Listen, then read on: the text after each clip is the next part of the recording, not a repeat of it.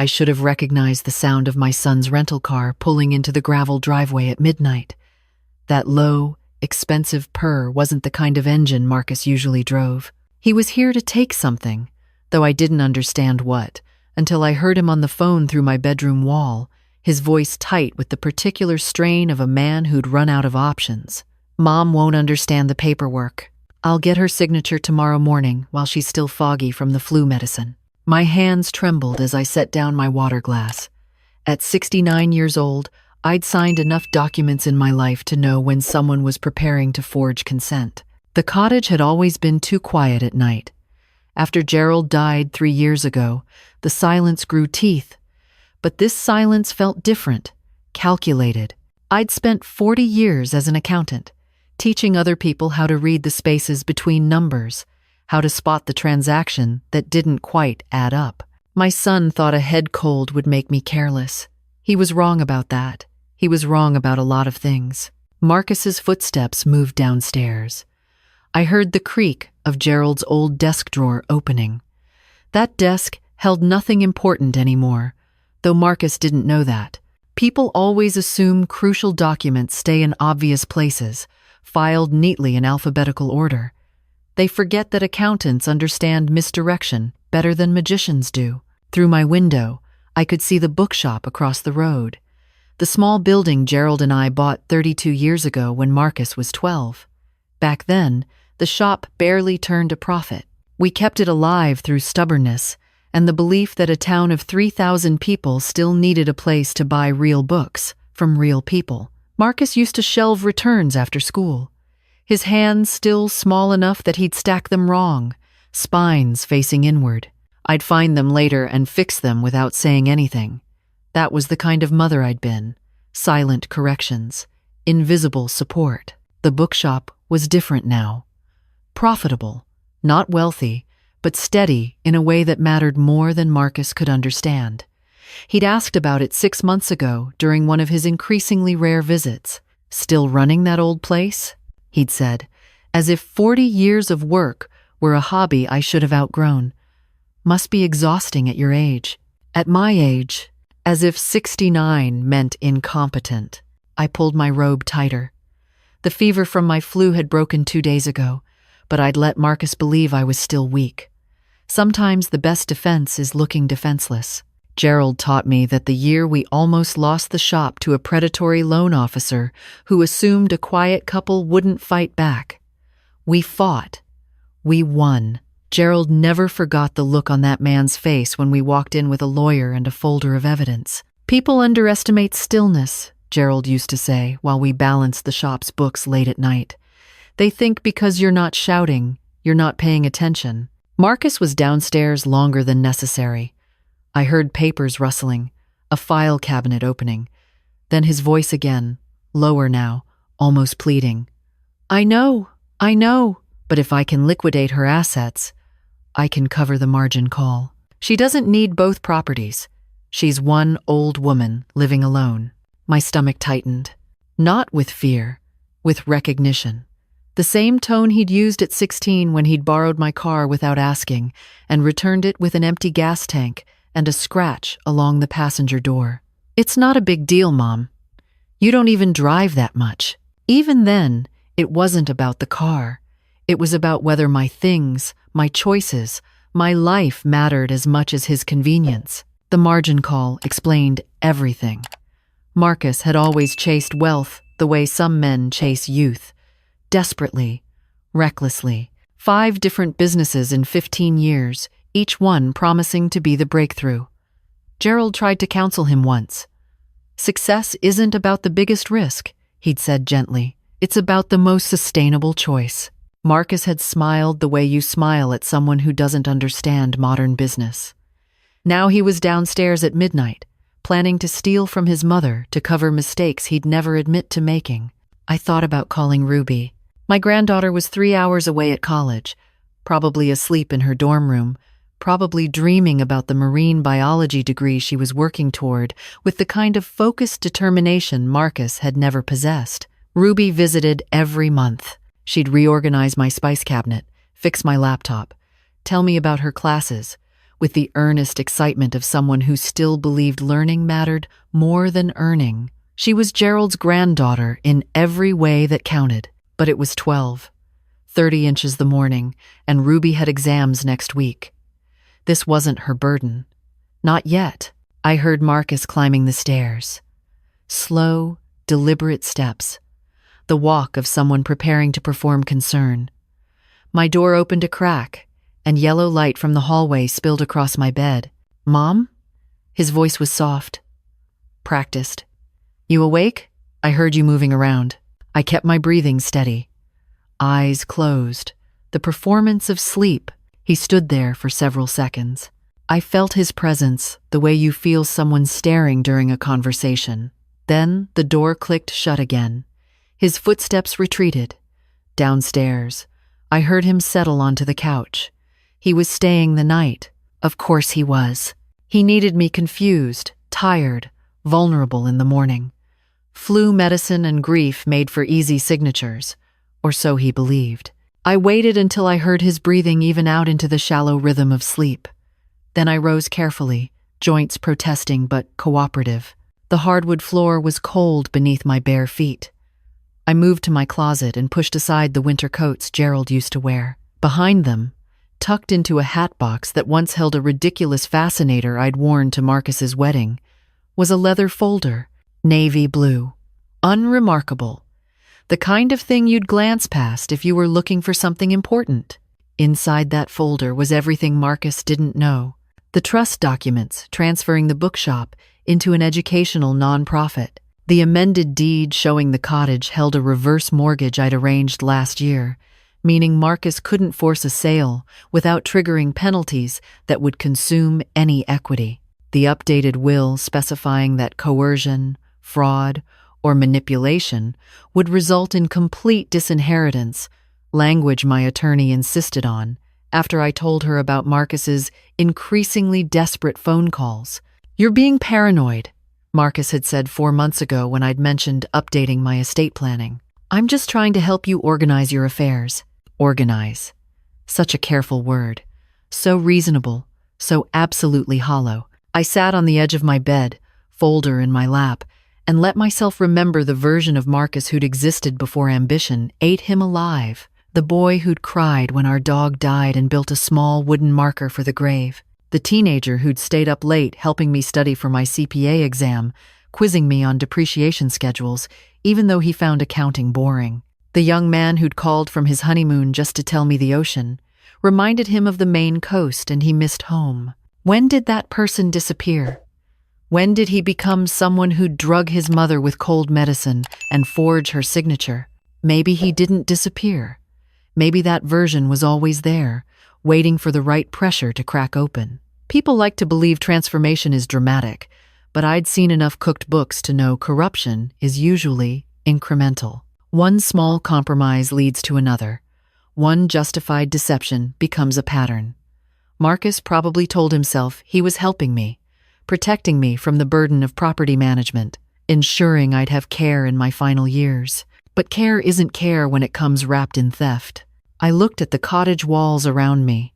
Gerald and I had repainted them ourselves 5 years before he died. Soft yellow in the bedroom, ocean blue in the kitchen. He'd gotten more paint on himself than the walls, laughing as I tried to wipe a streak from his glasses. "We should have hired someone," I'd said, exasperated but smiling. "And miss this?" He'd replied, gesturing at our paint-splattered clothes. "The imperfect walls, the evidence of our work." "This is the good part, Eleanor. The part that's ours." Marcus wanted to sell that. Wanted to erase 43 years of memory for margin calls and business deals and the desperate mathematics of a man who'd never learned that some things can't be leveraged. The window showed pre-dawn gray creeping across the sky. Morning was coming. Marcus would wake soon, perform his concerned son routine, present whatever papers he'd prepared. He'd use words like efficiency and simplification. He'd talk about my health, my age, my need for less stress. And he'd expect me to sign because mothers are supposed to trust their sons, supposed to believe love flows in only one direction, supposed to surrender when their children decide they know better. I closed the folder and returned it to the hat box. Some truths are better revealed than displayed. Downstairs, I heard Marcus stirring. The couch springs creaked. Water ran in the kitchen. The smell of coffee began drifting up the stairs. He was making breakfast. The performance was beginning. I changed into comfortable clothes, moving slowly to maintain the illusion of flu-induced weakness. When I came downstairs, Marcus was at the stove, scrambling eggs with the careful attention of someone proving they care. "Mom." He turned with a smile that didn't quite reach his eyes. "You're up. How are you feeling?" "Better," I said carefully.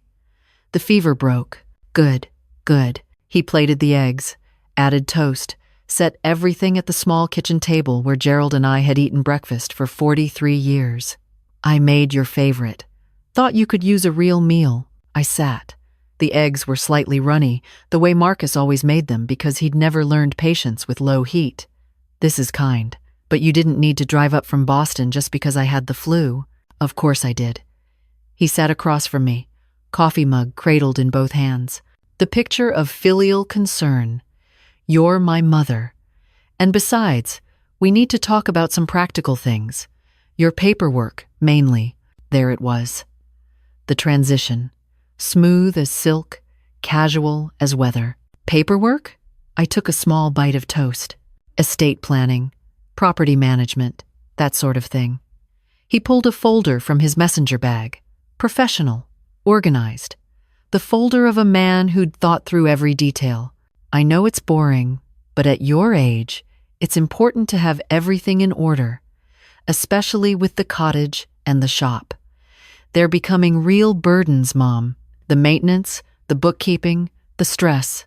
You shouldn't have to manage all that alone." Alone. As if Ruby didn't visit. As if the shop didn't have a manager I'd hired specifically to reduce my workload.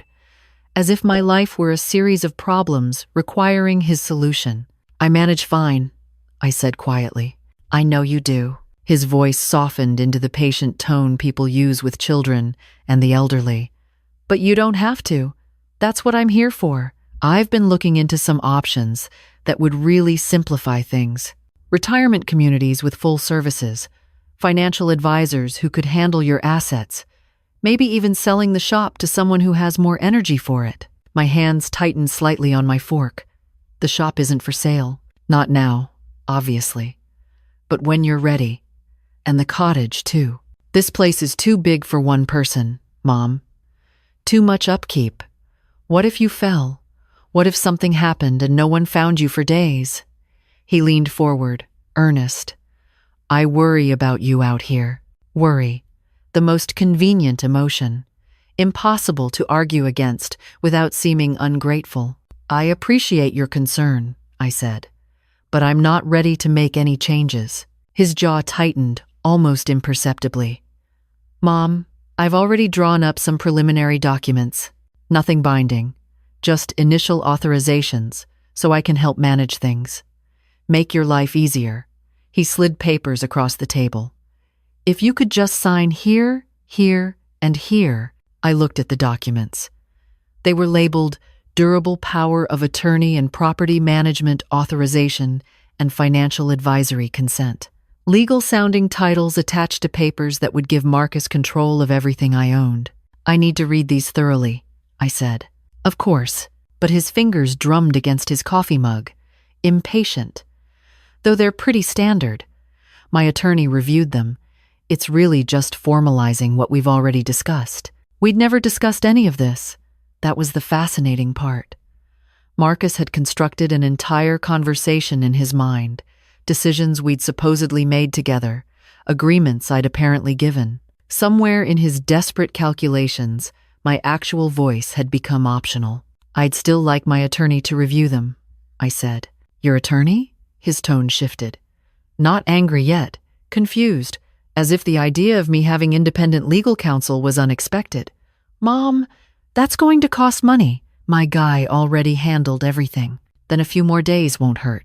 Silence stretched between us. Marcus's face cycled through several expressions before settling on concern again. "Are you feeling okay? You seem confused. Maybe the flu is affecting your judgment. There it was, the gentle suggestion that my mind wasn't working properly, that my hesitation was symptom rather than sense. I'd heard this language before in the accounting firm, usually directed at women over 60. Questions about mental clarity disguised as care, used to undermine authority without acknowledging the undermining. My judgment is fine, I said evenly. I'm simply not signing documents I haven't reviewed. Marcus sat back. The mask slipped slightly. Mom, I'm trying to help you. Why are you making this difficult? Why was I making this difficult? Not why was he pressuring. Not why was he showing up unannounced with pre-prepared legal documents. Why was I, the person being asked to surrender control, making this difficult for him? I'm not making anything difficult, I replied. I'm making a careful decision about my own property. Your property. He laughed, sharp and short. Mom, you can barely manage the shop anymore. The cottage needs constant repairs. You're drowning in responsibilities, and you're too proud to admit it. I hired a shop manager. The cottage is maintained. I'm not drowning. You're 69 years old and living alone in Maine. What happens when you can't drive anymore? When you can't handle the stairs? When you need care? His voice rose despite his obvious effort to control it. I'm trying to plan for your future. My future, I said quietly, is mine to plan. We stared at each other across the breakfast table. The eggs had gone cold. Outside, I heard the morning shift employee opening the bookshop, the familiar jingle of keys in the lock. Life continuing. The world indifferent to our small domestic war. Marcus rubbed his face. When he looked up again, something harder had settled in his expression. Fine, don't sign today. But Mom, we need to talk seriously about your situation, your finances, your health, your capacity to manage your affairs. Capacity. The legal word, the one used in competency hearings. My phone rang. I glanced at the screen. Ruby, I need to take this, I said, standing. Marcus opened his mouth to object, then closed it. I walked to the front porch, leaving him at the table with his unsigned documents and his failing plans. Grandma? Ruby's voice came through bright and concerned. I had the weirdest feeling. Are you okay? I looked back through the window at Marcus, sitting at my table, and I understood that this moment was the hinge. The point where I could either pretend everything was fine or I could tell the truth. Ruby, I said quietly, I need you to come home. What's wrong? Is it your flu? No. I watched Marcus through the window. He was on his phone now, voice animated, hands gesturing sharply, calling someone, probably his attorney, probably arranging the next strategy. Your father is here, and I think you need to see something. Dad. Confusion colored her voice. He didn't tell me he was visiting. What's going on? I'll explain when you get here. How soon can you leave? I can be there in 3 hours. Grandma, you're scaring me. Don't be scared, I said. Just come home. And Ruby, bring your laptop. I have documents I want you to see. After I hung up, I stood on the porch for several minutes. The morning air was cold and clean, carrying the salt smell of the ocean 3 blocks away. Gerald and I used to walk to the beach every Sunday morning, collecting sea glass and watching the fishing boats head out. He'd held my hand like we were still 25, still new at being in love. Promise me something, he'd said during one of those walks, about a year before the heart attack. If anyone ever tries to make you small, if anyone tries to take what's yours, promise me you'll fight. I promise, I'd said, thinking it was hypothetical. It wasn't hypothetical anymore. I went back inside. Marcus was off the phone, documents repacked in his folder, expression carefully neutral. Everything okay? He asked. Ruby's coming home. His face shifted, just for a second. Why? Because I asked her to. Mom, there's no need to bother Ruby with all this. She has exams. She's busy. She's my granddaughter. She's never a bother. Marcus stood, gathering his things with sharp, efficient movements. Fine. I need to head back to Boston anyway. Work calls. He paused at the door. But Mom, these papers aren't going away. We need to handle your situation. One way or another. One way or another. The threat barely disguised. After he left, I sat in Gerald's armchair and waited for Ruby. The cottage felt different now, not because Marcus had been here, but because I'd finally seen clearly what I'd been avoiding for months. My son had stopped being my son somewhere along the way. He'd become someone who looked at me and saw an asset to be managed, a problem to be solved, an obstacle to his own survival. And I'd been making it easy by pretending love still meant what it used to. When Ruby's car pulled up 3 hours later, I was ready. I had the hatbox folder on the coffee table. I had my own timeline prepared. And I had the clarity that only comes from watching someone you raised try to steal from you while calling it care. Ruby burst through the door, dark hair wild from the drive, eyes immediately searching mine. "Grandma, what happened? You look different." "I feel different," I said. "Sit down, sweetheart. I need to tell you about your father." And then I told her everything. The midnight arrival, the documents, the phone call about liquidating my assets. Ruby's face cycled through disbelief, anger, and finally a kind of grief I recognized too well. "He was really going to do that?" she whispered. "Take everything? He believes it's necessary, that I can't manage alone, that he's helping." "That's not help, Grandma." "That's," she struggled for the word. "Theft," I supplied gently. "Legal, perhaps, if I'd signed.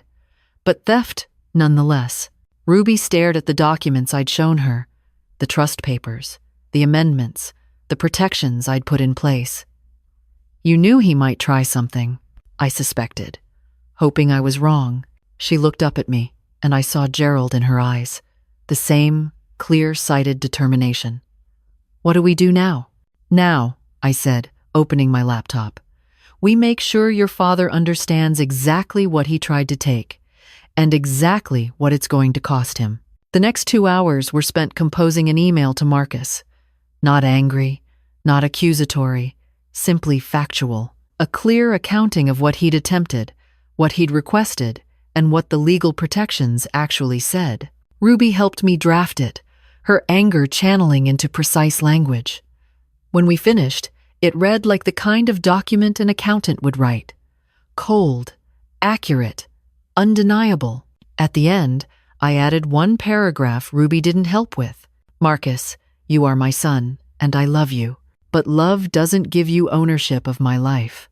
I will not sign documents under pressure. I will not be managed like a failing business. If you need financial help, ask honestly. But if you come to my home again with papers designed to take my autonomy, you won't be welcome. I've spent 40 years teaching people how to read balance sheets. I know when the numbers don't add up. And son, your story doesn't add up." We sent it at 3 p.m. Marcus called 6 minutes later. I let it go to voicemail. He called again an hour later. Again at 5 p.m. Again at 7 p.m. Each voicemail escalated from confusion to anger to something that sounded almost like panic. Ruby and I made dinner together in the kitchen, moving around each other the way Gerald and I used to. She chopped vegetables while I seasoned chicken, and we didn't talk about Marcus. Instead, we talked about her marine biology thesis, about the coral reef restoration project she wanted to join next summer, about the future she was building with the same careful attention Gerald and I had built this life. "Grandma," Ruby said as we sat down to eat, "I'm sorry Dad did this to you. Don't apologize for him. He made his own choices. I know. But still, it must hurt." It did hurt, but not the way Marcus would probably imagine. It didn't hurt like betrayal by a stranger. It hurt like watching someone you carried inside your own body forget that you're a person. It hurt like realizing your child views your mortality as their opportunity.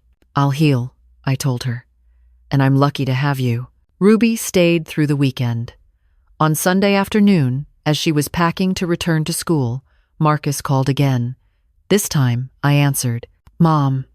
His voice was tight. "I got your email. I thought you would. You're making a huge mistake." "I was trying to help you." "No, Marcus. You were trying to help yourself. There's a difference. Silence. Then, quieter. The business is failing. I'm about to lose everything. I thought, if I could just use my assets to cover your debts, I finished. Yes, I understand what you thought. I'm your son. You are. And I love you. But I won't let you drown me to keep yourself afloat. So that's it? You're just going to cut me off? I'm not cutting you off. I'm drawing a line. If you want help, ask for it honestly. If you want a relationship, treat me like a person, not a resource. But if you come back with papers and pressure and schemes, Marcus, I will protect myself. The law is on my side. My attorney is on my side. And most importantly, I am on my side. Another long silence.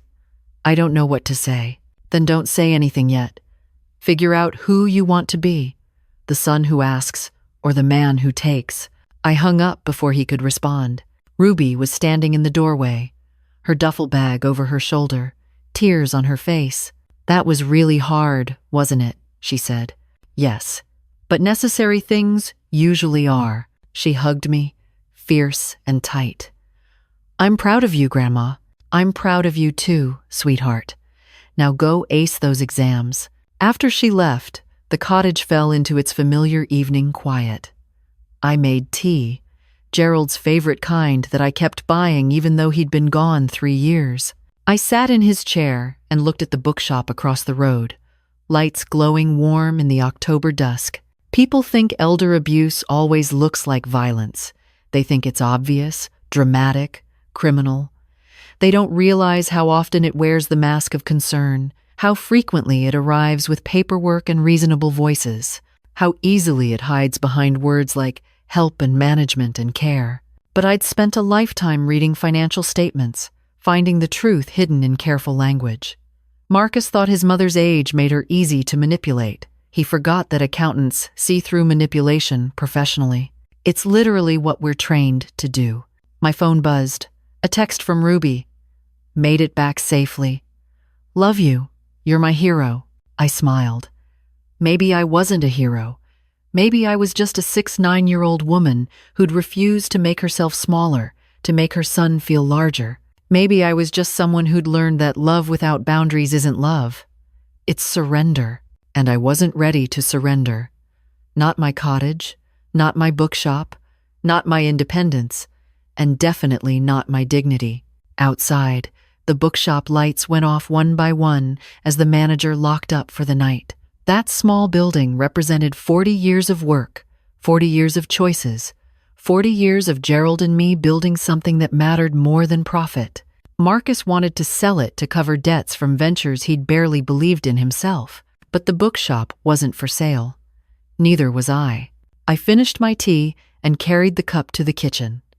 The cottage creaked around me, settling into darkness, and I realized something Gerald had tried to tell me years ago. The strongest protection isn't locks or lawyers or legal documents.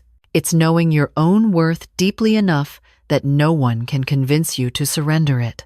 Marcus might come back. He might try again with new strategies, new papers, new justifications, but he'd find what he found this weekend. A mother who loved him but wouldn't be managed by him. A woman who'd built a life carefully and wouldn't watch it be dismantled carelessly. An accountant who could read the numbers and knew when someone was trying to balance their books at her expense. I turned off the lights and climbed the stairs to bed. Tomorrow I'd call my attorney and strengthen the trust documents even further. Tomorrow I'd have lunch with the bookshop manager and discuss expansion plans. Tomorrow I'd start living like someone who'd remembered she was allowed to take up space. But tonight, I slept in the cottage Gerald and I had painted together, in the town where we'd built a business from nothing, surrounded by 40 years of proof that some things can't be liquidated or managed or signed away. Some things just are, and I was one of them.